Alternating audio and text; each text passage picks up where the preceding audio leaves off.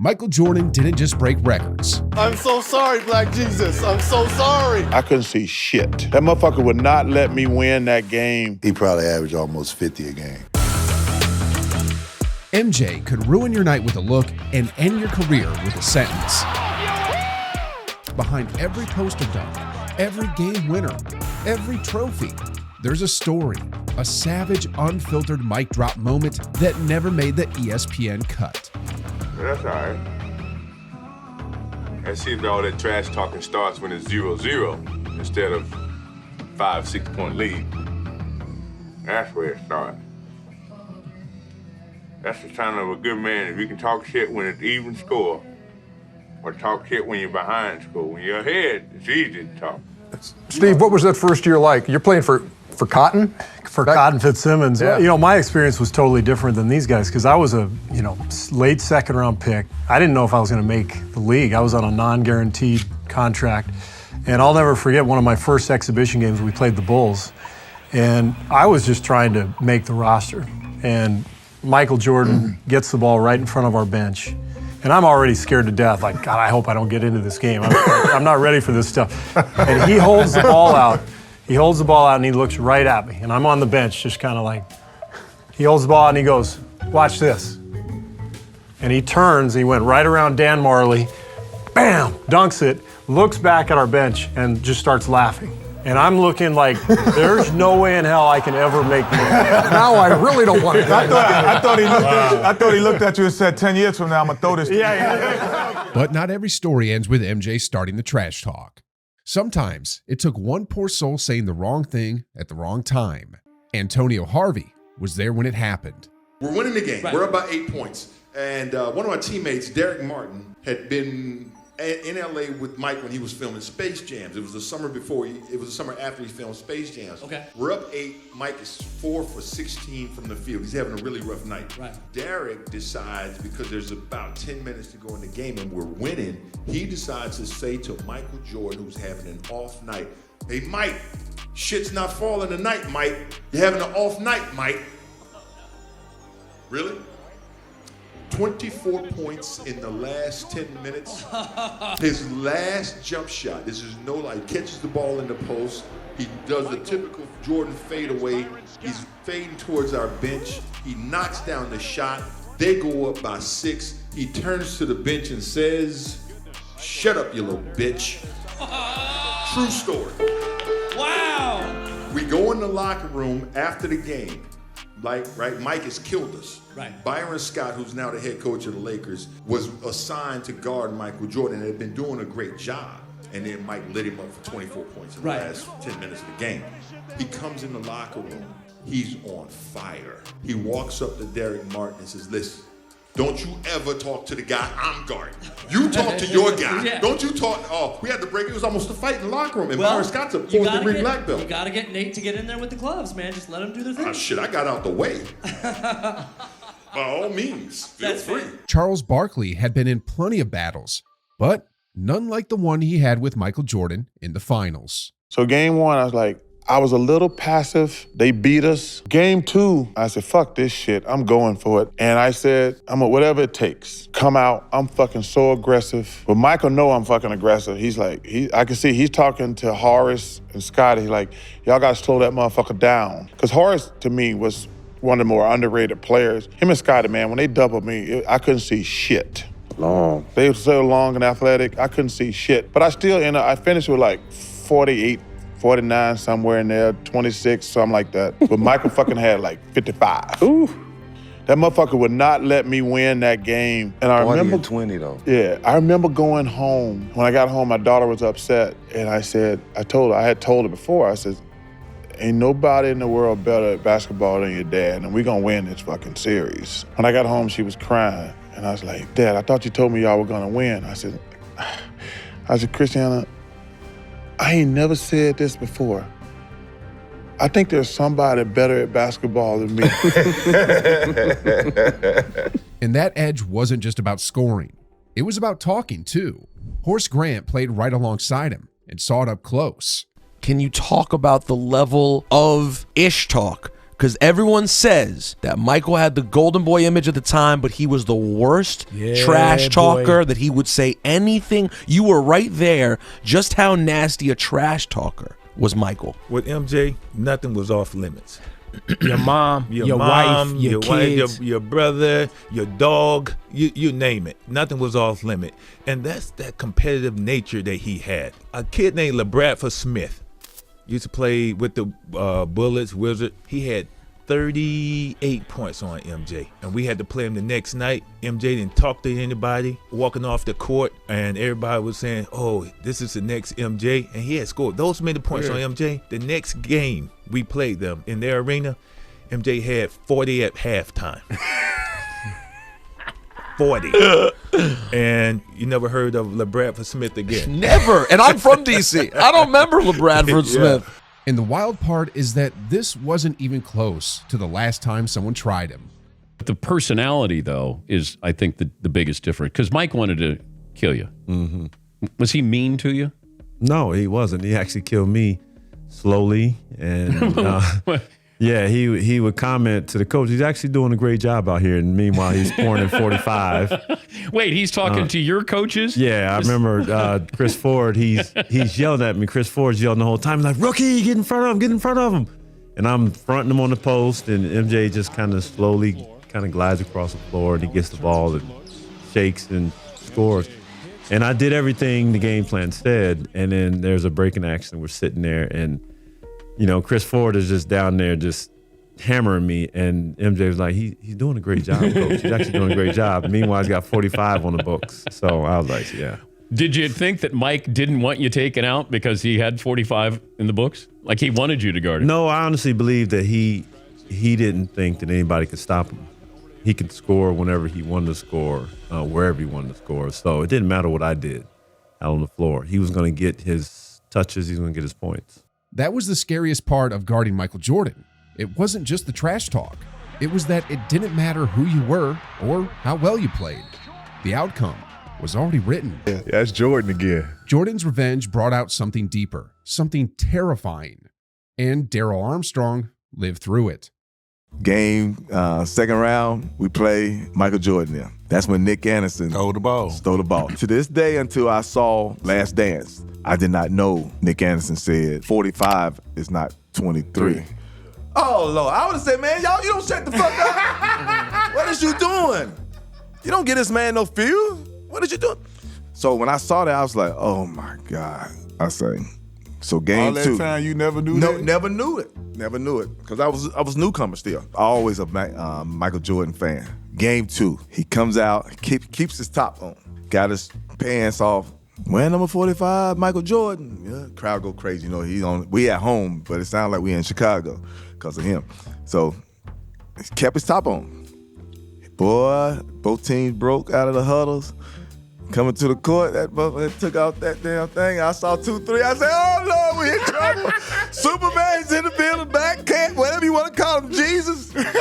We in trouble tonight. So they end up winning game. They won game two. Yeah. Oh, Lord. I saw that 2-3. I was like, ooh. Like, time out, this is what I want to know, because we all know how it is in the league, and especially in that position, like where you like, I ain't playing like, what was the chatter at the end of the bench? Oh, shit. I don't know. I just know I was excited. I don't know what they were saying. I'm ready to watch this shit. Because I was sitting there like, I ain't got to guard him. Like, y'all got to guard him. Good luck.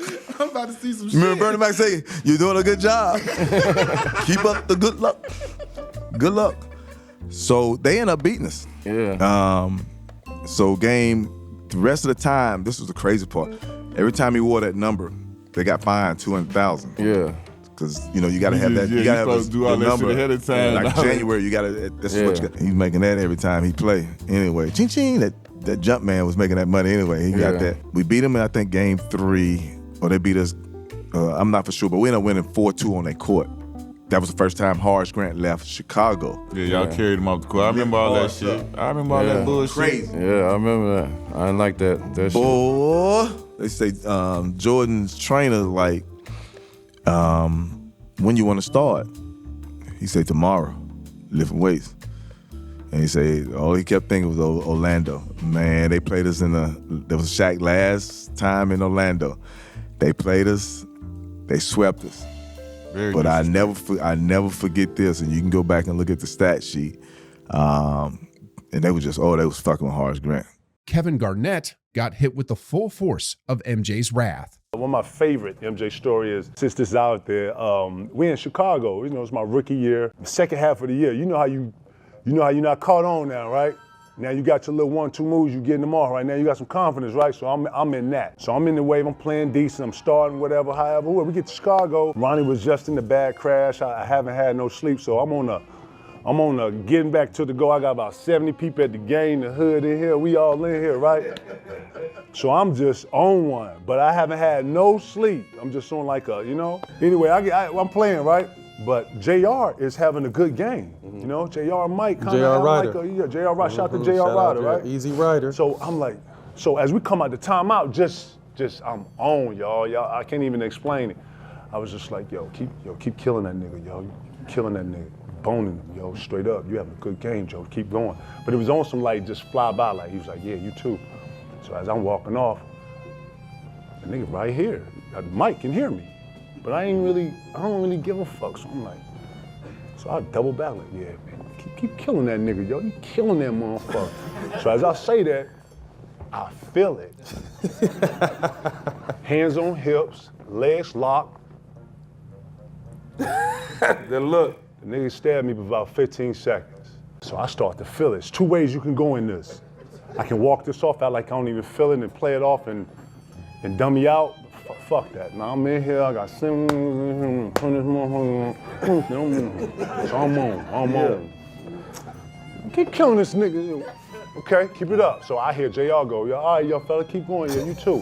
So he's trying to get me off and over. I don't even, now that I recall it, he was trying to kind of just get off and over. So he go, so I double back, go, and get ready to say something. So he go, hey, look, Mike, he don't really know how I see him and Mike having a conversation. So he's like, he don't really know, he excited, whatever. So now MJ on the back leg joint, he's leaning on you. Like, is that right? Okay, yeah, huh? I can't even really describe the next 6 to 7 minutes of play, y'all. In this next 6 to 7 minutes of play, y'all, we get two 10-second calls. When you bring the ball up, you got to get half court. 2 10-second calls. We down 25 now. It was just at 2. Mike had 18. He had 40 now.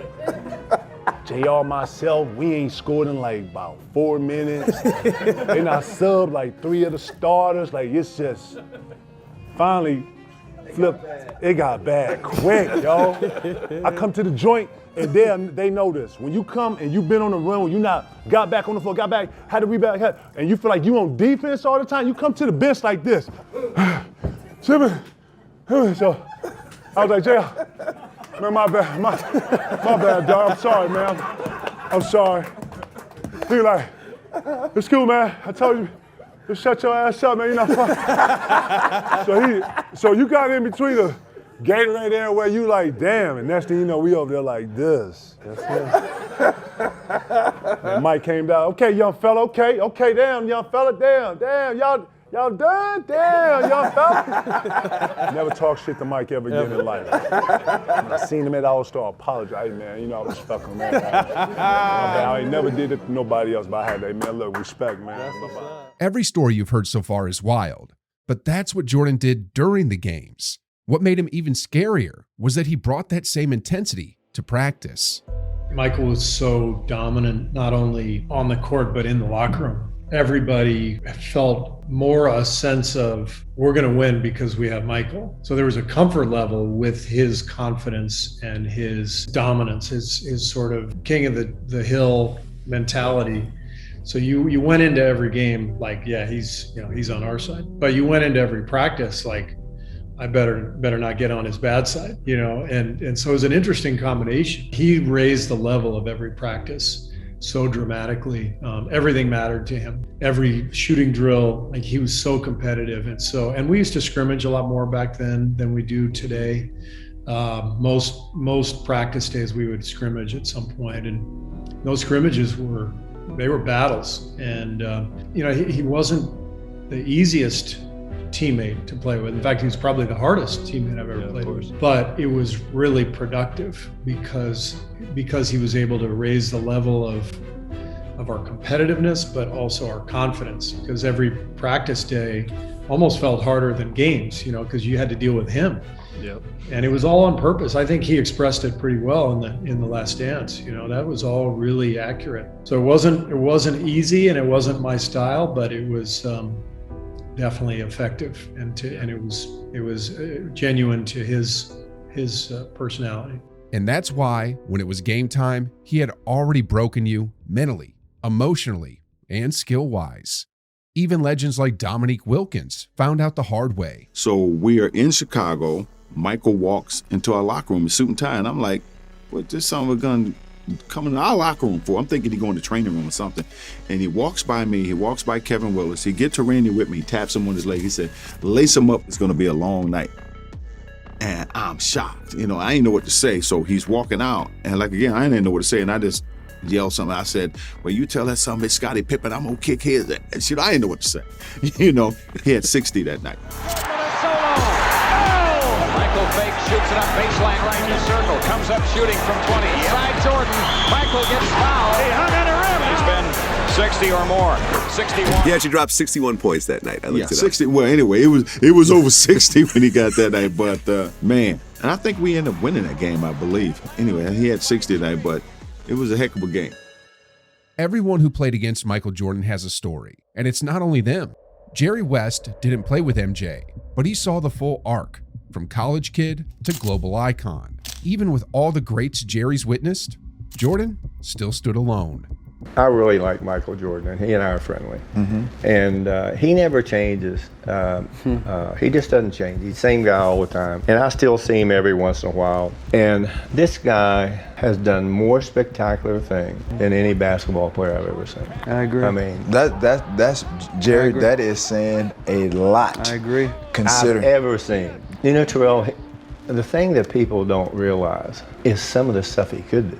He was the best defensive player in the league. Yeah. When he was playing, absolutely. He was the best offensive player. Right. His athleticism. Some guys jump quickly. Some guys have to wind up. Yeah. Michael Jordan was like a cat. There's one play that particular that's really interesting to me. They were playing against the New York Knicks. He caught the ball on the baseline, and he started this way, and he turned around, and he dunks it over in such a little short area. Michael double teamed on the drive, in for the left, gets chased into the corner, comes right back.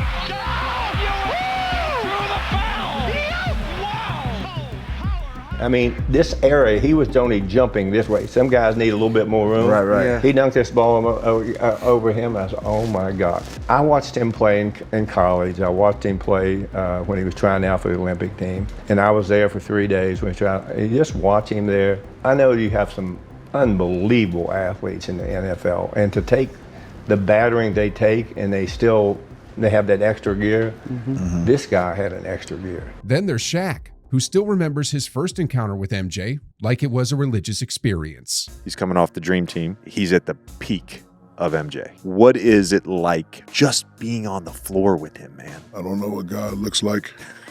It's like seeing God. Really? Yeah. I went to a couple NBA games when I was a youngster. Wasn't really impressed. San Antonio watching David Robinson. David Robinson impressed me a little bit, but the stuff that he did on TV and then you see it in real life, it's like, oh my God, it's really real. Like he came at me like one of the first players of the game, and in my mind, I was like, I'm not getting dunked on. So I tried to meet him early. Slid by me, I bumped him, and he still did that, and he laid it up and the crowd went crazy. I was like, minutes without scoring in the fourth quarter and still wins the game. Michael Jordan! Oh, vintage Michael! But I don't have enough squiggly lines to do it. So here's Michael whirling dervish. Like this guy's real, but it also gave me confidence because he was killing us. He was killing Nick and those guys, but he came up for screen one time and he shot it. I didn't block it, but I was there. I was like, if I can get up early and maybe jump a little higher, go a little harder, maybe I can get it. In order to be the best, you have to beat the best. I know I wasn't as good as him, and then, jealousy motivates me. But not everyone needed convincing about who was the best of the best. As far as LeBron and Michael, If Michael played in this era, he'll average 50. He averaged 50 points. LeBron's a great talent, no doubt. He's probably one of the top 3 players ever played with Kobe, Magic, Kareem.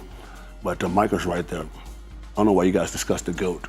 Why you discuss the GOAT? I agree. There's no. Why? It's not close enough. It's not close Right, enough right. between Michael and anyone else to really have the conversation. Let's be honest about it. For John Sally, he saw it in a different setting. MJ, it was me, Dennis, and James Edwards, Ron Harper on that team. You know, Ron Harper used to give Michael the numbers. Well, the people he was don't healthy? know that. When he was healthy, he was. Harper was a problem. He was. He used to talk about it in the Laker locker room all the time. He was a problem when he was healthy. And MJ, we're in a practice. Phil said, tell him to go home, and he didn't know why, and he waited. And he was like, all right, we're playing for minutes, scrimmage for minutes. And MJ came in, nah, you ain't putting me out. And he had on regular tennis shoes. They looked like Vans, but they were Nike. He had his sweats cut and rolled at the bottom. You know, he thought he was fly. He wasn't. But, you know, you don't say nothing to the Messiah. And he was like, yeah, put all the Pistons on that team, Wood Harp, and put Randy Brown over there. And Harp was pissed because Randy Brown, Black Randy Brown was. Yeah. And we're playing. All of a sudden, I'm running back, and MJ gets a steal. And I go, and he's about to do the right-hand jump. I said, oh, I know exactly what dunk you're going to try. I'm getting this. I don't care. I drop, step, and turn around about to jump. And as I'm about to jump, his midsection is moving past my face. And you know, you try to bring yourself down. He was like, block this, bitch. Boom. And I'm like, I take the ball out, boom, boom. I'm staying in the hotel behind the facility. So I would jump the fence. And I go home, I call my mother. She's like, how is it? I said, Ma, I just saw the greatest player of all time. She said, it took you that long to admit it. I go, yeah, it took me this long to admit it. But I just saw him playing tennis shoes, no tape, no knee brace, no wristband, sweatpants on, t-shirt, and a practice jersey, and thought he was in the finals against us. Like, he literally thought he was reliving the 80s. And I was like, yeah, this dude is on next level. We would go out to play against somebody. You know, MJ coming, everybody's happy to see him, but even in the back when you're about to put your hands together, he was hella intense. He was the last to come out. So we would all run out, and then MJ would be the last. That would scare. If you looking down there, you go, oh my God, MJ. Oh, here come the devil now. Yeah, you hope he wasn't showing up, right? Yes, he was, and my locker was here at the United Center, and he was right here. And I would watch him put his sock up, and then look at this sock. And then, like, had to be the same height. And then he would, you know, everything had to, like, he was a gladiator. And I was like, I don't even think people realize how psycho this dude is. All you gotta do, pull his shirt out a little bit, it's gonna piss him off. It needs to be tucked perfectly. Just mess up his outfit.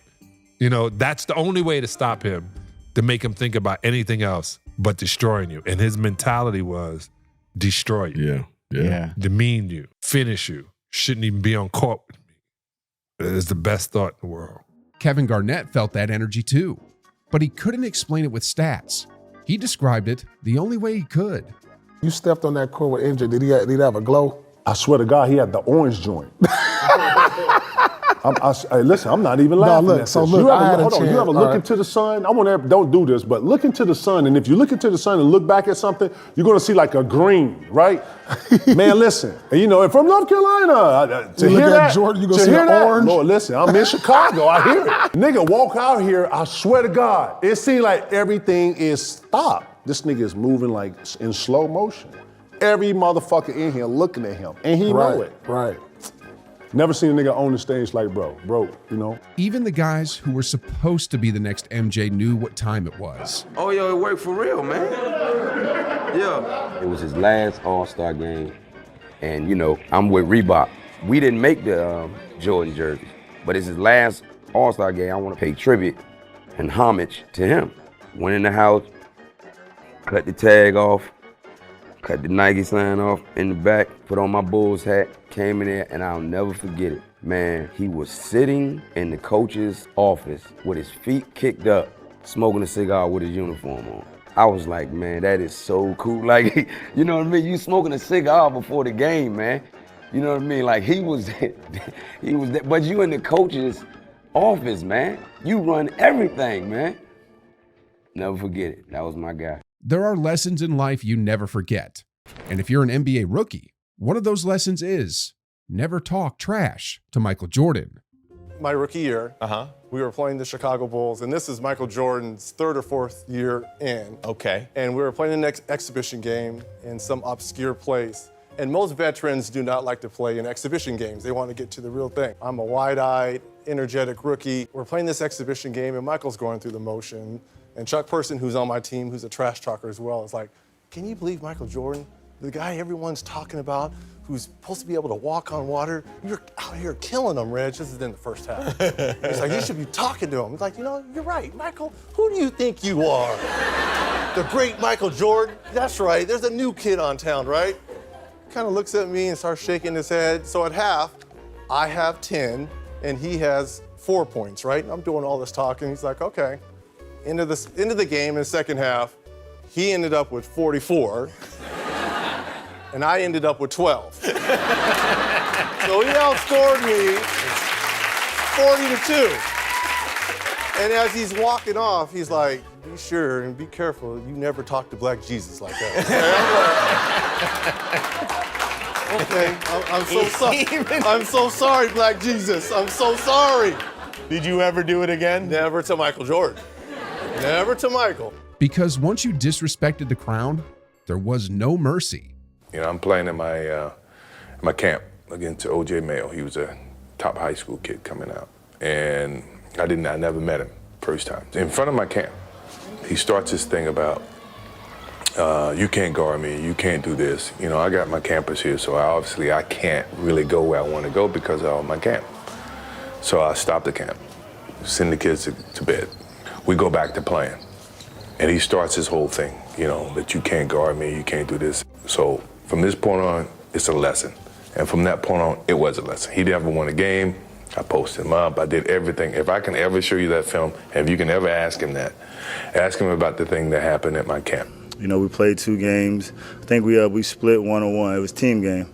And then he said, okay, now let me handle my business. He was jawing a little bit and really getting into me defensively. And, you know, he's backing me down, you know, said, better scream for mama, you know, his mama, you know, hit the famous fadeaway on me, and, you know, Mike was Mike.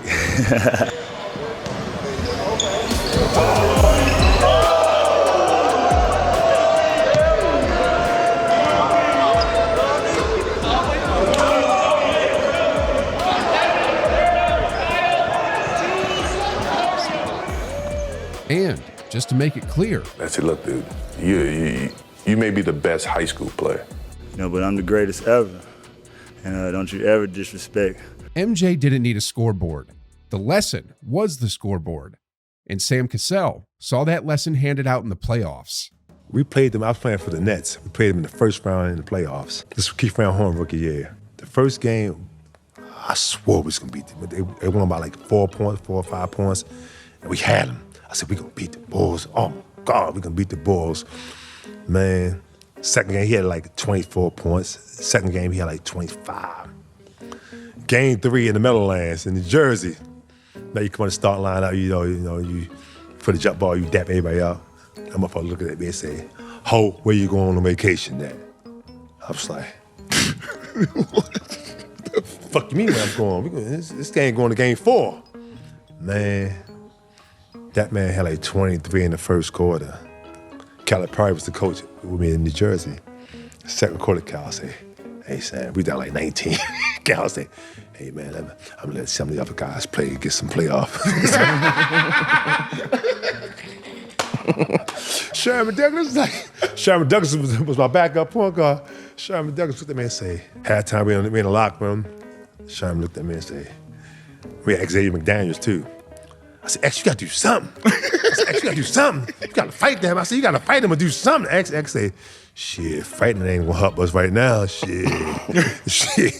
we down 30 at half. Man, it was crazy, man. But to me, he's like, people try to categorize him and LeBron. I think Michael Jordan is in. I'd say that all the time. He over there. He over there. And the thing is, it wasn't just the fire or the freakish talent that separated him. As Kenny Smith put it, the thing that Michael Jordan doesn't get the most credit for probably would be the fact that he's the most fundamentally sound basketball player that ever lived. You know, if you look at all the highlights, you know, you see the dunks and you see the jump from free throw line. But when he's on defense, the correct hand in the passing lane. When he's boxing out, he turns the correct way. When he's in defensive position, he's weak side. He's on the right side of the ball. Like, he's the most fundamentally sound basketball player who was the greatest athlete. Most guys who are super athletic don't do that. To me, that's the one thing he does not get credit for. And every once in a while, you'd run into someone who made the mistake of thinking they were ready. Byron Scott tried to warn Anthony Peeler. Give me your best Michael Jordan story. Michael Jordan story. You guys remember Anthony Peeler? Yes. Okay, so out of Missouri, right? Out of Missouri. Yeah. So we got the Chicago Bulls coming in town, and unfortunately, I got a sprained ankle, and so. Did you say fortunately? Unfortunately. Oh, okay. Unfortunately, I enjoy guarding Mike because he was, the one thing I did with Mike is I never got him pissed off. He make a shot, you say, "Good shot, Mike." You don't talk trash to him so he can go off for 60. You try to kill him with kindness. Yeah. You don't try to talk trash to him. So they're getting off the bus. We're done with shoot around and we're walking out. And MJ says, "B. Scott, what's going on?" I said, "What's up, MJ?" He said, "Man, I hear that you're not playing tonight." I said, "No, I sprained my ankle." He said, "Who's guarding me?" I said, "Anthony Peeler." He said, "Oh, 50. So I told Anthony Peeler, "Listen, MJ, he's probably gonna go for about 50 tonight on you. So just don't piss him off. Just be cool." He ended up with 54. So the man could do basically whatever he wanted to do on that basketball court.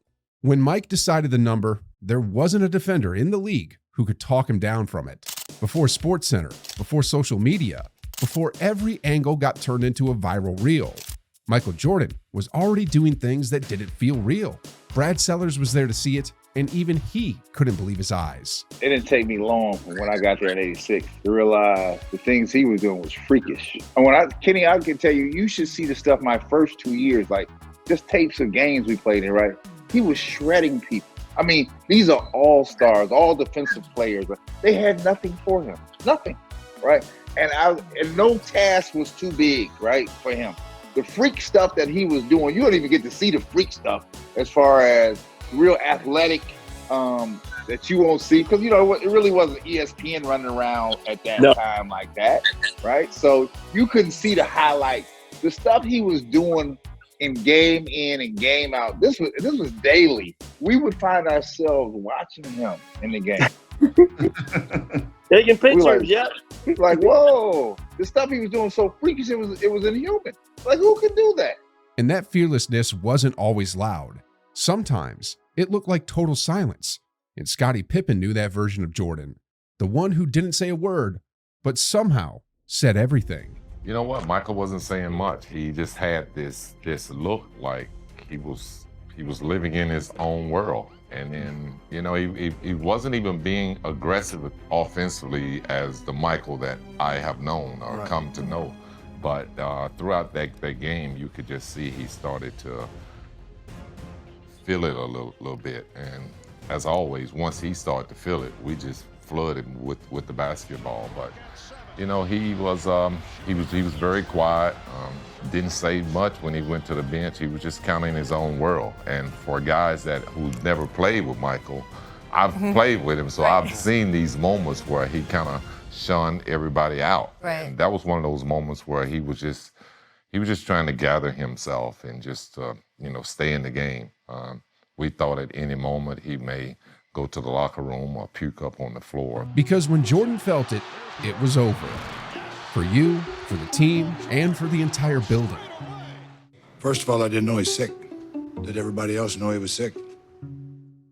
I guess I was the last one to know. B.J. Armstrong had the best seat in the house during those closing minutes, and he called Jordan something different. He was I think, the game's greatest finisher because he had no weakness in his game. When he played the game, especially in the fourth quarter, we refer to him as a three-dimensional player. He's either going to score, he's going to get fouled, and make the 2 free throws. And not many players can do that in the last 4 minutes of a game. Jordan was the best. He was just three-dimensional in every way, every phase of the game, especially coming down the stretch. We played like 3 games in 4 nights or 4 games in 5 nights or something. And we were on a West Coast road trip. And I remember we would practice. We would play, and this guy was playing 35, 40 minutes. And I was just amazed his ability to play, and then come back and practice and play with the same energy that he did in the game. Now, and maybe not much sleep. No.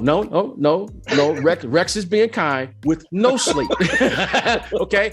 His true gift, Rex, as Rex knows, his true gift, which we don't want to say, but Rex can put it in kind. He can explain it. I'm just going to say it and let Rex explain it. His true gift if was, the man was hanging out. If he would have slept, we don't know how good he really would have been. We didn't see the best of Michael Jordan because he didn't sleep for 14 years. Okay. Yeah. Literally, okay? I'm not like, this isn't like a little sleep. He literally didn't sleep. My moment was watching him play 35, 40 minutes and then come to practice with the same energy. Yeah. And you're like, wait a minute. Now, this isn't normal. You know what? You know what stinks? We didn't show him practicing. He's the greatest. Okay, he might be the greatest player ever. I don't know who's the greatest, but he's certainly somewhere in there. Mm-hmm. He was the greatest practice player I've ever seen. I've never seen a guy practice this hard. And that's what we should be showing the kids, because we're just showing them the games when the lights were on. I've never seen someone this competitive and it's always on. Yeah. It's always on. And he always brings it. So my moment was in practice and you realize he's different. Yeah, something is because you're like, I don't want to tell too much. You were like, I was at the same place he was at, and I'm a little tired today. Everybody else is a little tired. And then all of a sudden, when Phil Jackson would blow the whistle, this guy, he got 10 hours of sleep. And you and he didn't eat. Yeah. So you got a guy who didn't sleep, he didn't eat, he's playing cards and whatever he's doing at night, you know what I mean? Let's keep it PG, Hey, Rex, doing whatever happens. Yep. And the guy is playing as if and you're like, wait a minute, you just played 45 minutes the other night. And you're like, how? Magic Johnson only talked trash once in his life, just once, and he aimed it at the wrong god.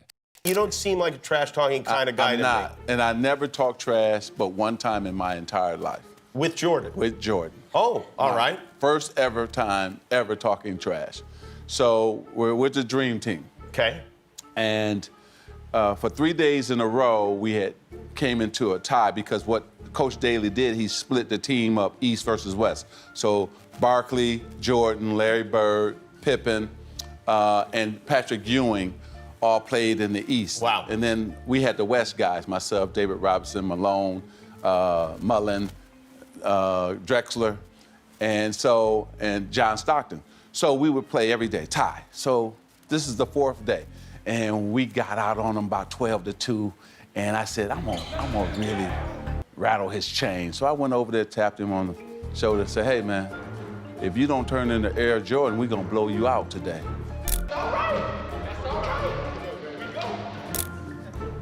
Jimmy, his eyes got big. Usually that tongue come about right here, now it's way out. He broke the huddle, he hit a 3 and he's looking at me. So he came down again, hit another 3. So the greatest shot, now I've been involved in all 3 of them. First, Dr. J walked out in air, out of bounds. Oh, yeah, Reverse layup, under. Right. Michael Jordan in 1991 came down on us with the right hand, tongue out. He switched in midair to the left, spun it against the glass. Now, this is the greatest shot I've seen. He came down the right side, took off. David Robinson took off. And he said, okay, I'm gonna just sit here in air. Because I know David Robinson is gonna go down. So David Robinson went to the ground. He 360, tongue moving, and dunked it. In a practice game. In a practice game. And I was like, oh my goodness. And I was just stunned, and all of us were stunned to see him hang in the air that long and 360. Michael Jordan is so incredible. There'll never be. The moral is you should not talk trash to Michael Jordan. Yeah. Thank you. Say 360, you mean like it was like full, like this, all the way?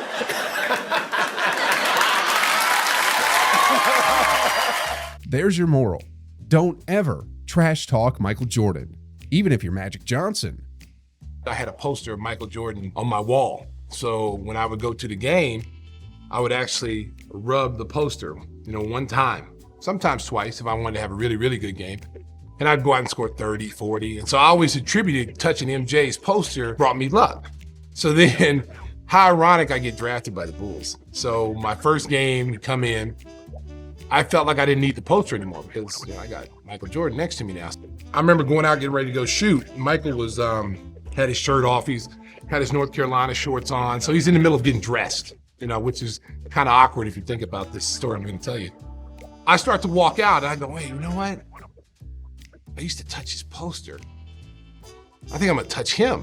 What luck with that? That'll be really awesome because I get to touch the real guy now and that'll bring me luck.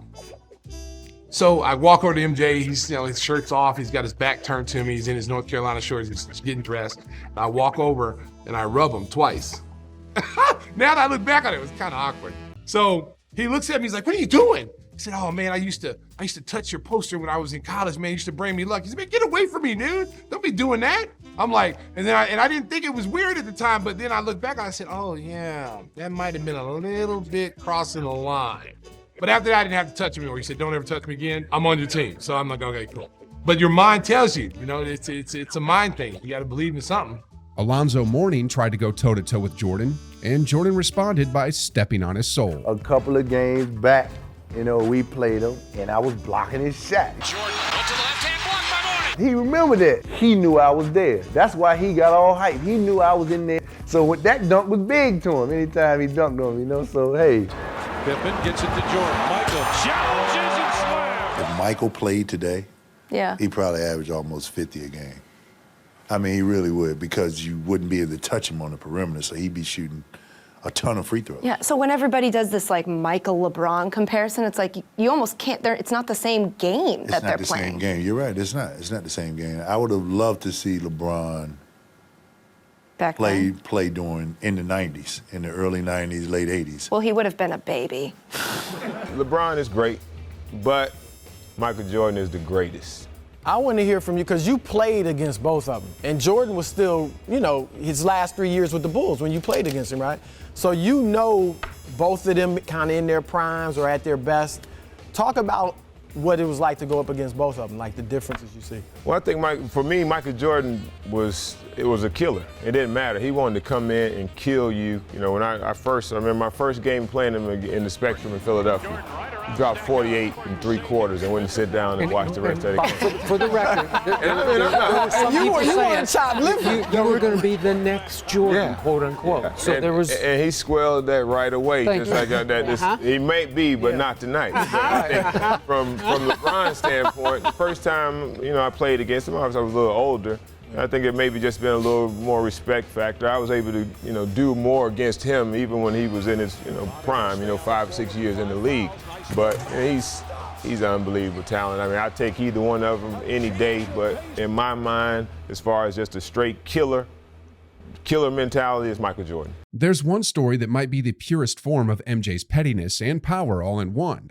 This one stars Eddie Johnson. I don't know if it never happened, but I do know he does take everything personal and everything that he does, cards, whatever. I was in a room with him for, 5 hours one time, day of a game. He wouldn't let us leave. Me, Tom Chambers, Ty Corbin. It was an exhibition game, and he would not let us leave. And we were stiff. I called Cotton, said, Cotton, I can't go. He said, that's okay, I was going to hold you out. Tom called him up. Cotton, I'm sore, I can't go. That's okay. I wasn't going to play. And Ty Corbin wouldn't dare do it, right? I'm not doing it. So Jordan stands up in the room, and he says, you tell that boy Dan Marley, I got something for him tonight.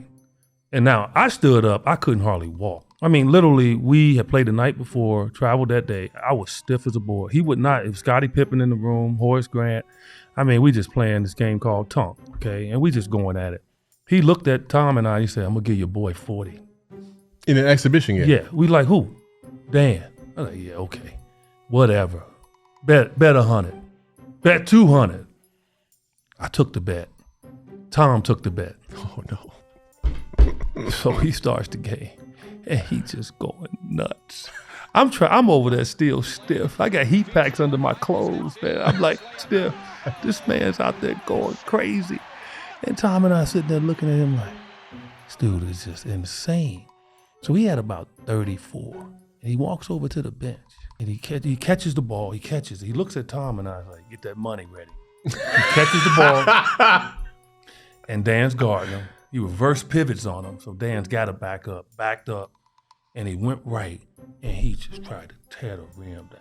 Tongue wag, he went down like this, right, and holding up 400. Nobody knew what the 4 was, right? And so we're looking. So timeout. Cotton called a timeout. Michael came over after the timeout. He said, "Cotton, your boys, they were playing cards with me all day. Told on us." So that's why. Oh yes. So that's why. Yeah. So that's why y'all not playing. That's why they not playing. And they bet me too. I told him I was gonna give your boy Dan Marley 40, and he had 30. He had 30, 36, 38. And we sitting over there, and Cotton turns to Dan, who's a rookie, right? Because Dan supposedly locked Jordan up, in the Olympics, right? Mm-hmm. And Cotton looks at Dan and said, "Dan, what did you do to Michael? Just messing with him." And Dan was like, "I didn't do anything to him." We fell out laughing. And he went, man, he dunked for the 40 on everybody. And look, what ran past bitch, I want my money. Checked himself out the game. The next day, Cotton tried to kill me and Tom, virtually the whole team in practice, because he felt that that's the reason we didn't play. Oh, my goodness. So Michael will tell. Oh, my goodness. Wow. All right. By the end, Eddie wasn't just losing a game. He was rethinking every life decision that led to that moment. The phrase, "I took it personally," may as well have been trademarked by Jordan, because even the Celtics, the dynasty, got the smoke. In his second year, which he missed most of the year with a foot injury, his own team didn't want him to play in the playoffs. And they were going to be playing against the Boston Celtics in the very first round. And we've got one of the great teams ever. In the first game, Michael Jordan, who we'd read about, heard about, and a nice career down in North Carolina, Olympic gold medal. And we play Michael, and he just puts himself in and said, "I'm going to play." Game starts, Celtics were just rolling, playing great. Celtic crowd, Boston Garden, just over the tops, fantastic. At the end of the game, which the Celtics win handily, Michael has 49 points. And we kind of shrugged, and because other guys have scored many points in games where they lose. And so we're kind of in the locker room after the game and muttering amongst ourselves, well, he'll never do that again. Jordan right now. 10 points in this period for Ainge. What a great shot, and a basket and a foul. Here he is, the move and the basket. Jordan trying to fake Bird, can't do it. Hits the jumper, but Bird played pretty well defensively against Jordan there. Jordan cuts the Celtic lead to 2. Michael Jordan has been a sensational show again. Jordan ties the game. Oh, boy. 63 points, and you're looking at an all-time record. So in the locker room after this game, when he gets to 63 in our face, we look at each other and we say, this guy's pretty good. Jordan made the most dominant team of the decade look like bystanders at their own funeral. This is why Jordan's stories never get old, because they're not just stories, they're warnings. No matter the arena, scrimmage, all-star game, playoffs, locker room, or even a random Tuesday, Jordan never turned it off. He was always on, and when he locked eyes with you, counted your points out loud, or rose up in silence, you knew. You weren't just facing a player. You were standing in the path of a force of nature that refused to lose. And if you still didn't believe the hype, he would make sure you remembered his name, Black Jesus.